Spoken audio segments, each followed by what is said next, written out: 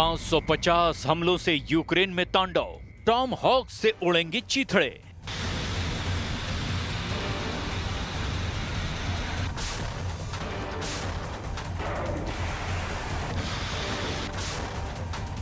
एक 1319 दिनों से चल रही रूस यूक्रेन जंग में अब युद्ध के ऐसी जंगी पैंतरे इस्तेमाल हो रहे हैं जिसने इस युद्ध को तीसरे विश्व युद्ध के परमाणु खतरे में तब्दील कर दिया है।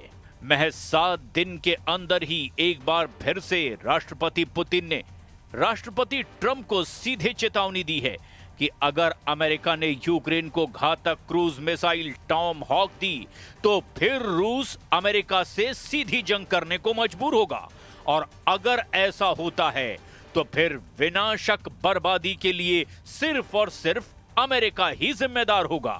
खबर है कि अमेरिकी राष्ट्रपति ट्रंप के इशारे पर अमेरिका के उपराष्ट्रपति जेडी वेंस ने ऐलान कर दिया है कि अमेरिका अपनी cruise missile Tomahawk Ukraine को देने जा रहा है, जो मॉस्को तक हमला करने में सक्षम है।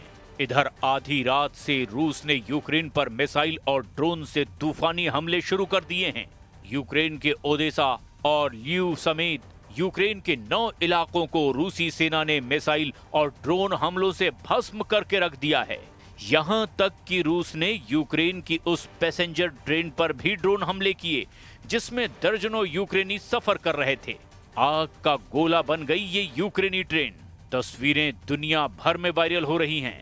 खबर तो ये भी है कि पुतिन ने रूस को 2 लाख नए सैनिकों को पूर्वी यूक्रेन पर आखिरी हमला करने का आदेश दे दिया है।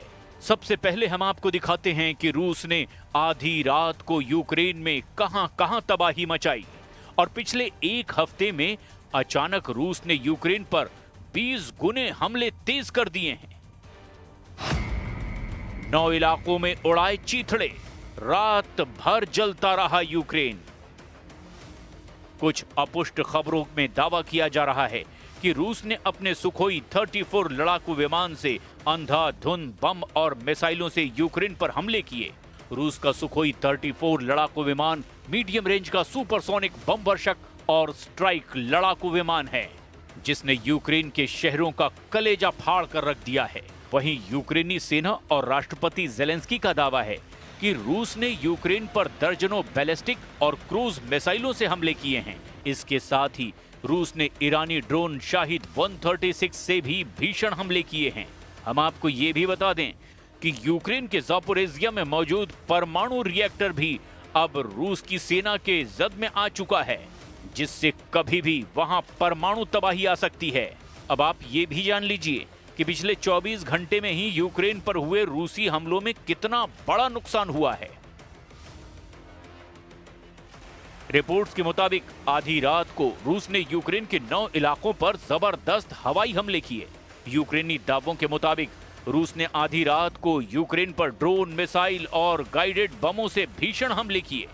दावा किया गया कि रूस ने किंजल बैलिस्टिक मिसाइलों से भी हमले किए हैं। यूक्रेन के पश्चिमी भाग में इवानो फ्रैंकिवस्क, ज़ापोरिज़िया, ओडेसा, खेरसोन, सुमे, खार्किव और चेरनिव समेत 9 क्षेत्र रूसी हमलों से दहल गए।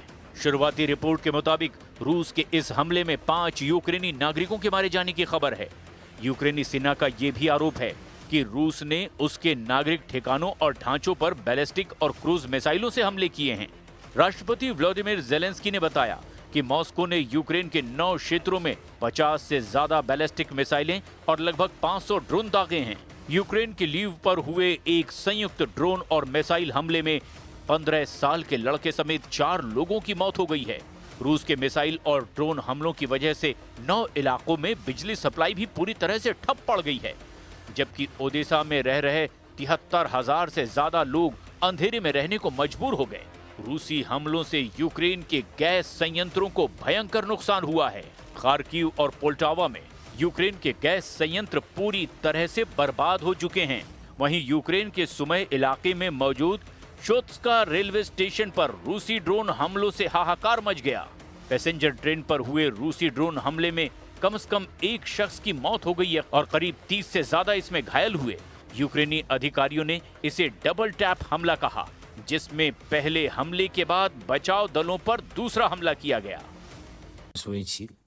Абсолютна більшість мішеней – цивільні об'єкти, звичайно, інфраструктура. Це енергетика, цивільні підприємства, склади, причому саме склади з цивільними товарами. Також це наша логістика. Логістика на залізниці, те, що забезпечує нормальну. टॉम हॉक के उड़ेंगे चीथड़े, पुतिन का ट्रंप को खुला चैलेंज। ऐसा लगता है कि राष्ट्रपति ट्रंप अब जानबूझकर रूस यूक्रेन युद्ध को भड़का रहे हैं।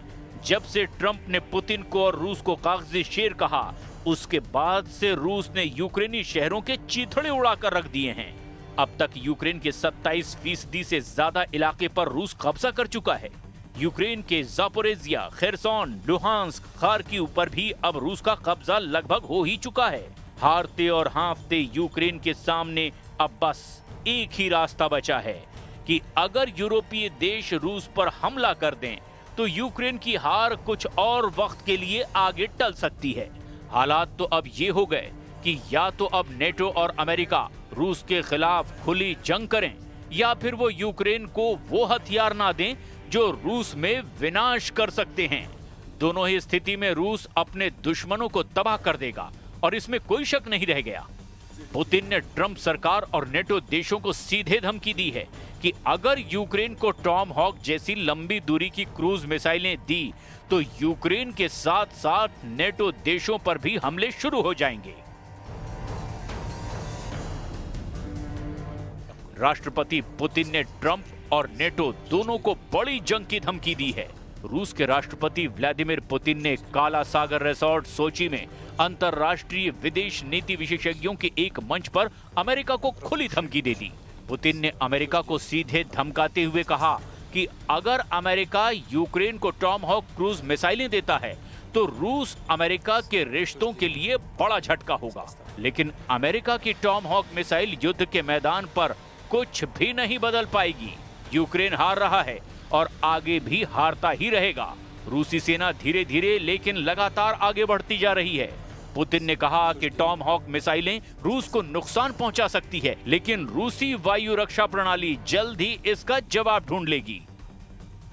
Can Tomahawks harm us? They can. We'll be shooting them down and improving our air defense systems.